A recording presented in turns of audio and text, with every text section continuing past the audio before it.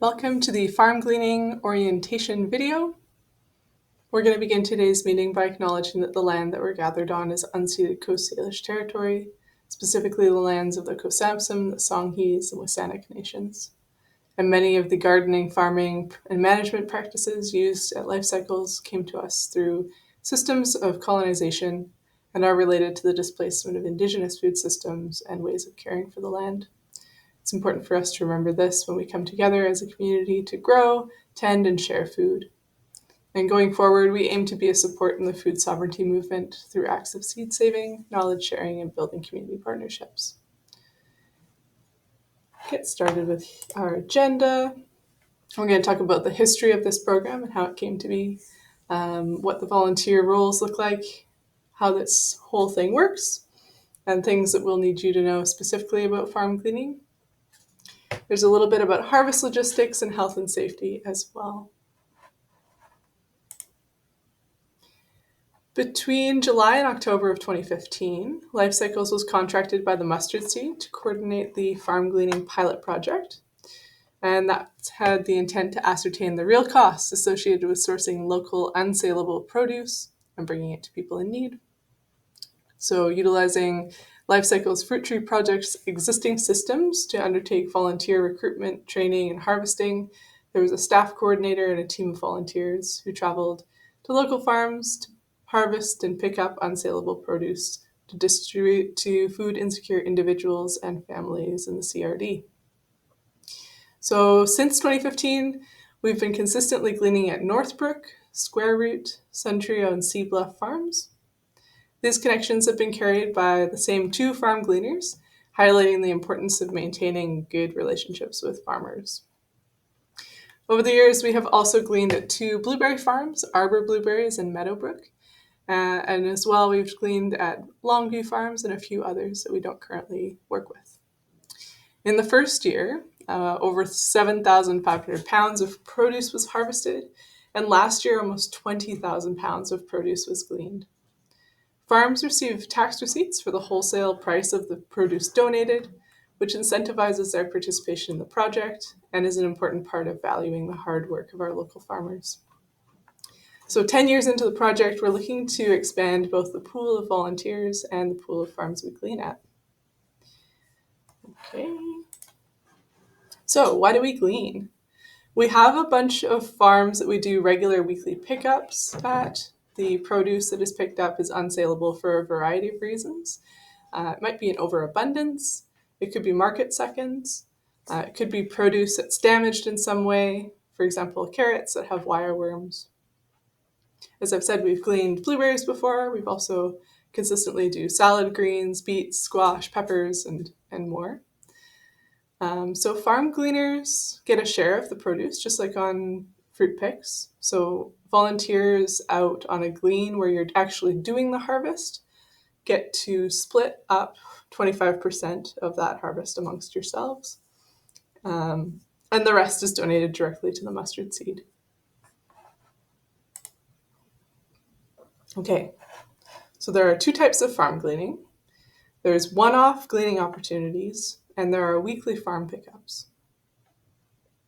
Much like how our fruit tree project is structured with the pickers and the harvest leads, casual volunteers don't need any more training than this video to come out on the farm gleans where you're working in the fields as a team and doing the harvest, as I said before.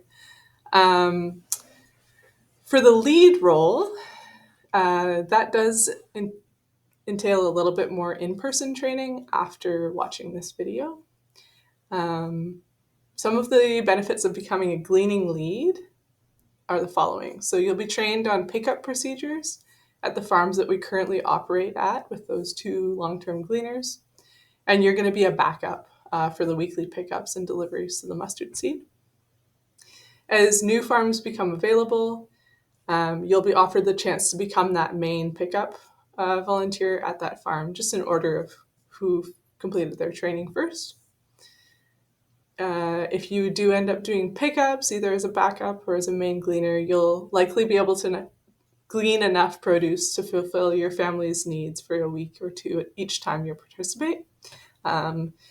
Generally, there's enough that taking 25% is a bit excessive, but you're welcome to take a box or two of produce, which should be more than enough for you for a week or two. The other thing that becoming a lead gleaner will allow you to do is you'll be able to take the reins on the one-off picks and have the opportunity to help decide on the timing of the glean, make it work for you, just within a given time frame of when the farmer has asked us to come. So they might be saying, at the end of this week, we need a lot of hopefully strawberries or something picked. So you're the one who can help coordinate between the farmer and the volunteers. So the gleaning leads are also responsible for delivering the produce at the end of the glean, making sure that the receipt for the total weight gets to the admin staff so we can provide that tax write-off, and helping to manage the other gleaning volunteers on the gleaning trip. So for this, don't worry if you don't have a large vehicle. You are able to use the Lifecycles project vans if needed. To get involved as a consistent weekly volunteer, please indicate your interest in the short quiz you will do after this session. At the moment, this role requires availability on Wednesdays during the day, though as we bring more farms into the program, the timing might be different.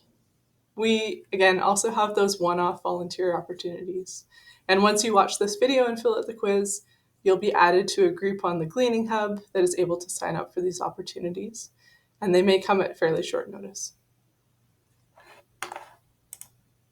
So, things to know.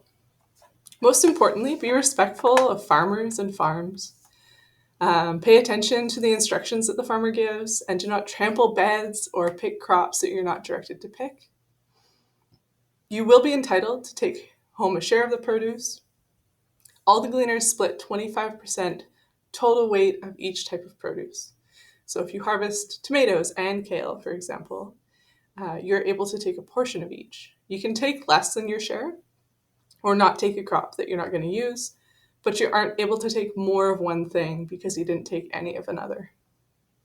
So bring a reusable bag or some other way to carry your share home. And if you're able to, bringing boxes or flats can be quite helpful for a pick.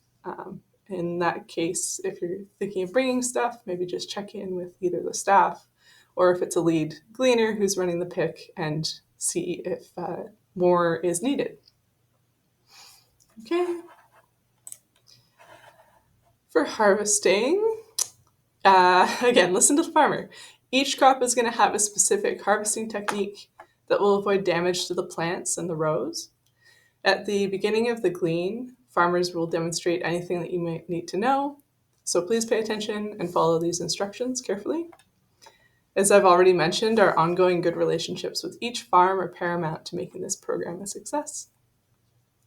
Some of the reasons why farmers might hesitate to bring gleaners onto their farm include soil-borne pathogens, so especially if you've been to other farms recently, washing the soles of your shoes with a mild bleach solution is recommended.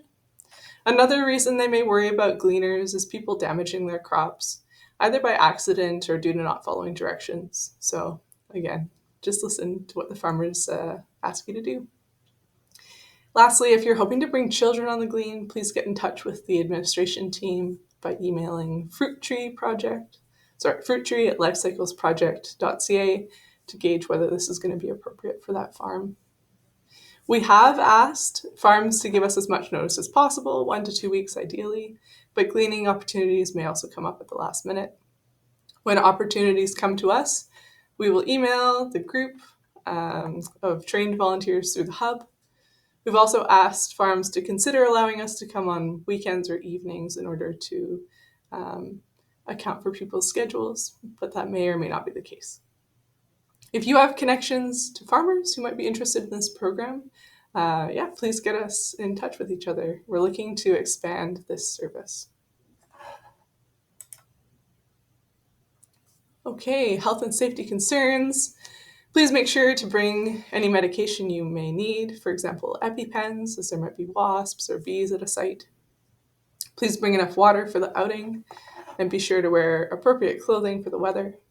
The Lifecycles vans, if they end up coming on the Glean, do carry bottles of sunscreen, so if you forget to wear some, you might be able to get some off the staff or lead gleaner. If the Glean goes over a mealtime, you're encouraged to take a break and eat. In general, taking breaks as needed is highly encouraged. Discrimination and harassment are not tolerated at the Lifecycles. If you go on a Glean and anyone is making you feel unsafe, please get in touch with a Lifecycles staff member. You're welcome to leave at any time if you feel unsafe or uncomfortable. So don't prioritize the Glean over your own safety. And again, just reach out to the administration team if anything happens, and we'll work with you to address that issue in collaboration with you. So thank you so much for being here and listening to this, and to our generous sponsors for supporting this program. Okay. So after watching this presentation, now that you're finished, you will need to fill out a short quiz, and that's just going to highlight some of the information we want to make sure really gets across, and it's also going to let you indicate which roles you're hoping to fill, whether a casual one or a more lead involved role. So those who would like to pursue more involved roles will be contacted directly for next steps. And for those who are wanting to be involved on a more casual basis, your account in the Gleaning Hub will be updated as soon as possible to allow you to sign up for gleaning opportunities as they arise. If you have any questions, please do get in touch. The best way is by email to fruittree@lifecyclesproject.ca, and we'll do our best to get back to you as soon as possible. Thanks again.